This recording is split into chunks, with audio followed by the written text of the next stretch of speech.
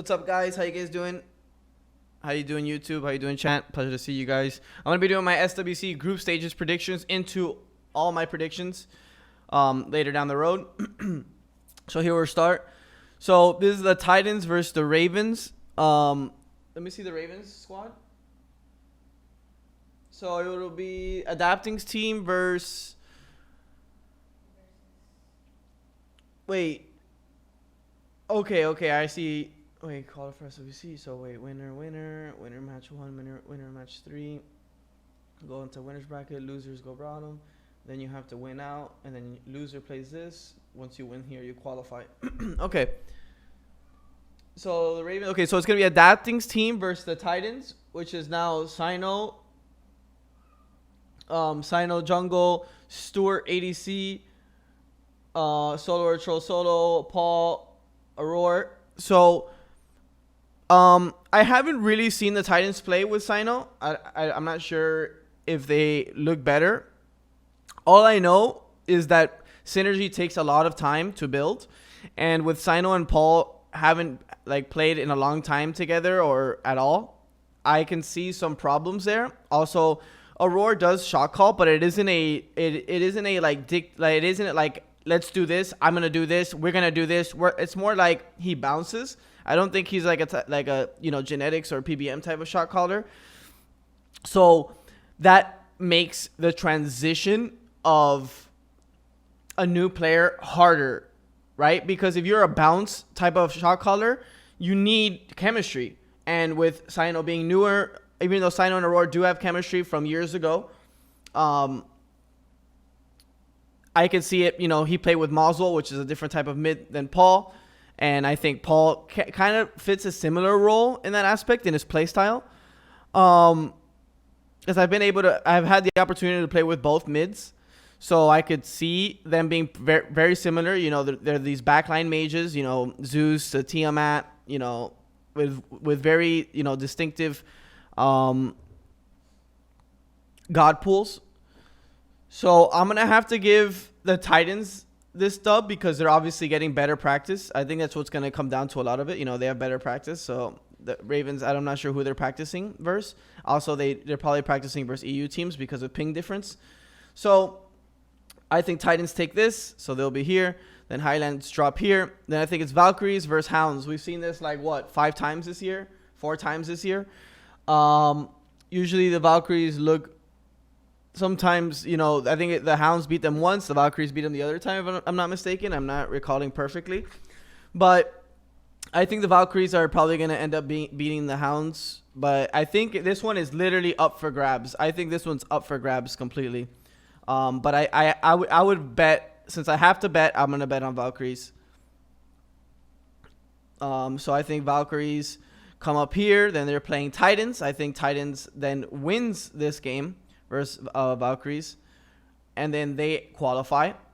And then I think between the losers, which is Ravens and I'm assuming Hounds, will be playing. I think they're gonna go to game 3, and I think the Hounds will end up taking it. But that's gonna be a very exciting game to watch.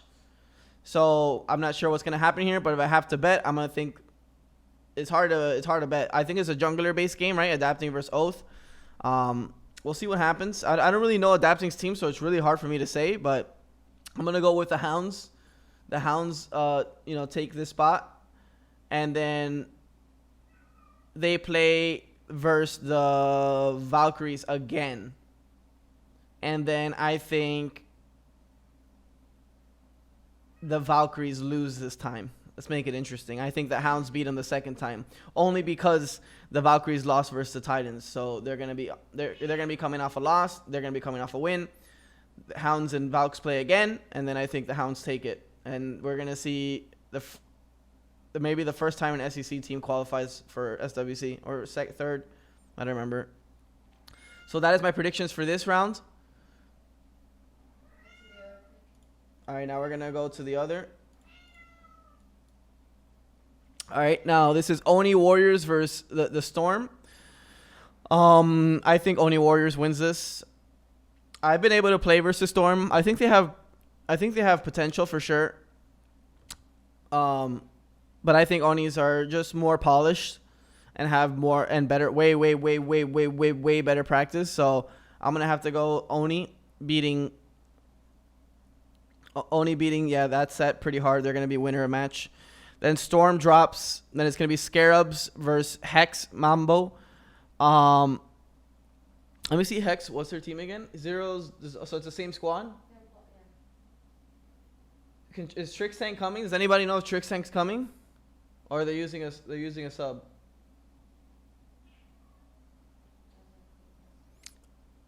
That's actually really interesting. So I don't know, but I'm gonna say if Hex Mambo brings their real squad, I think this set goes to 3 games.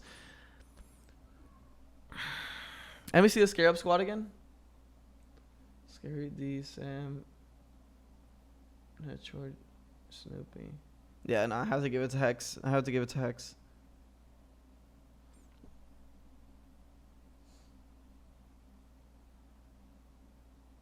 Yeah, I definitely give it to Hex. Like, I have nothing against the Scarabs team. I like a lot of the players. I like Netroid. Snoopy's my boy. Sam is my boy. Hurry's my boy. Scary is my boy. Just that, like, I just don't see... Like, those personalities don't really fit for me. I think, like, Snoopy and Hurry makes sense to me. I was able to play with those guys this year. Netroid being ADC is a bit... Like, I feel like he's going to be playing his own game, right? I feel like the Hurry Netroid synergy might not be there. Like, I think they're just kind of playing their own game. Like, obviously, I think the basics are there, but I think, like, that extra synergy you're going to need to beat this type of team. So, I think Scarabs loses. And then Hex wins. So Hex versus Oni. Wow, that was gonna be impressive to watch. Hex versus Oni is gonna be amazing to watch. Bro, I'm gonna go with Hex. I think Hex, if they win this, I think Hex wins versus Oni. That's a crazy prediction, but I feel that way. Then I think Scarabs play versus Storm. I think Scarabs take that.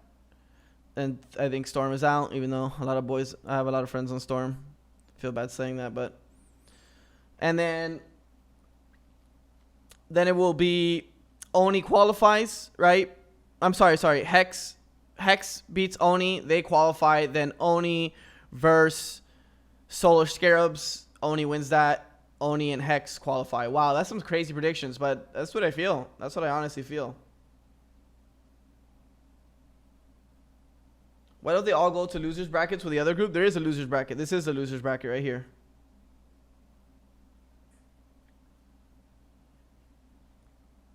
So yeah, I think that's gonna end up what it's gonna end up on this side. So let's go past. What's the next bracket? Do they have that? No, they don't have the other bracket yet. They're waiting for that. Yeah, they're waiting for this, but that's still interesting. I'm sure they still have a bracket somewhere. You looked? Yeah, we can come back.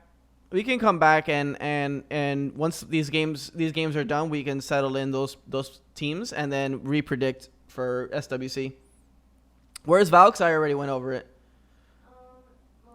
So let's recap real quick just to make sure everybody understands what I thought. So I'm gonna go with, I already said my reasons, but I'm gonna go with Oni wins Storm. Oni's here. Hex beats Scarabs. Oh, and then I think Hex. This is a crazy prediction, but Hex beats Oni in the winners match, automatically qualifies. Then the loser here will be Scarabs versus Storm. Scarabs win. Then Scarabs play Oni, and then I think Oni wins. And then Oni and Hex both qualify. That is my prediction for this one. For this one, to recap, Titans play Ravens. Titans wins. Ravens drops. Valk versus Hounds. I had a crazy prediction for this one too. Hounds lose. Valks go up. Titans play Valks. Titans qualify for Worlds. Valks drop. Then it's Hounds versus Ravens. I think Hounds wins. So then it's Hounds versus Valkyries again. And I think this time the Hounds beat the Valkyries. Hounds and Titans qualify as WC. Those are my predictions, guys. I do want your way too soon, so I'm gonna drop just a crazy one. Okay. So I think for Worlds, I think it's Leviathans or Dragons or Kings. Obviously, there's 3 to pick from there. I think most of us believe that as well. Obviously, throughout the year, most consistent, right? But now, one thing we have to think about, right, is LAN, right? Let's think about LAN experience. The Kings haven't seen that much LAN experience. I mean, they've played against each other, but not in front of a crowd. In front of a crowd, it is very different. So let's look at their players. Let's look at the Kings. They have Genetics that hasn't played in front of a crowd. They have Jarkor that hasn't played in front of a crowd. They have, and then BMT, I think he has played in front of a crowd, but it's like 1 or 2 times that I remember. Viarity has a lot of experience playing in front of a crowd. So like it's Twig and Viarity that have a lot of experience. But that, I don't think that might not be enough. So I might not go with the Kings, even though the Kings are, I think, statistically the stronger team. So now we're going to have to look at Leviathans, and then we're going to have to look at Dragons, since I already ruled out Kings. These are very early predictions, but, I'll try to just tell you what I think off the bat, and the way I would break it down. So now we're going to look at Dragons. Panda, a lot of experience. Can I look at Dragons? Those are Leviathans. Okay, so Pagon. Okay, so Pagon might be, I love Pagon a lot. So I want him to perform, but being in front of a crowd is completely different, in my opinion. When you're playing in front of a crowd, I think that can get, to your head, and, a lot of yelling, and Pagon is young. So nothing against him at all. It's just his first time, so it's going to be harder than someone that has played in front of a crowd before. So, but then we look at the rest of the squad, right? We look at Scream, a lot of experience playing in front of crowds. PBM as well, Panda as well. All the other 4 players have a lot of experience, as well as Cherio. So I think those guys can help Pagon, through this first time experience. Now let's look at Leviathans. So let's look at Leviathans, right? I think Leviathans is a very interesting one, right? Because I already ruled out Kings, so we have to pick between Dragons and Leviathans. So Leviathans won last Worlds, right? But none of them have played in front of a crowd yet, other than Zap. Yeah, but like it was. Yeah, like Worlds 1. That was like 8 years ago. I think a lot of things have changed. I think.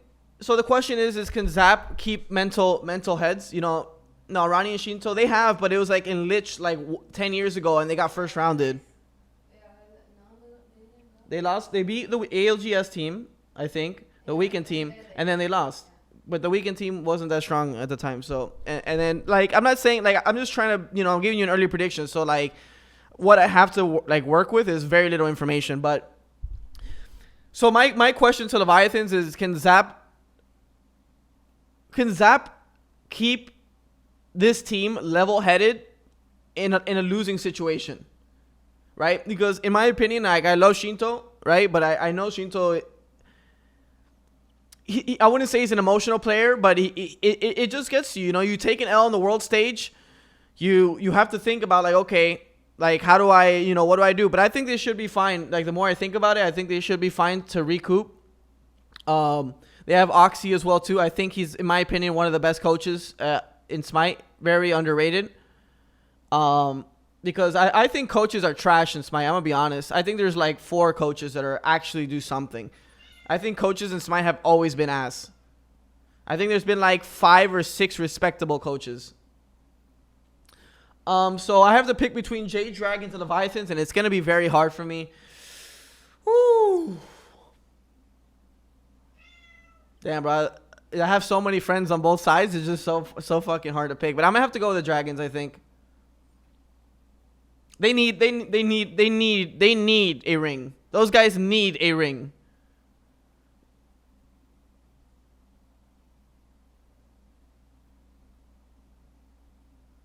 I think the story is Dragons lose one game. Panda Cat Scream and PBM go off.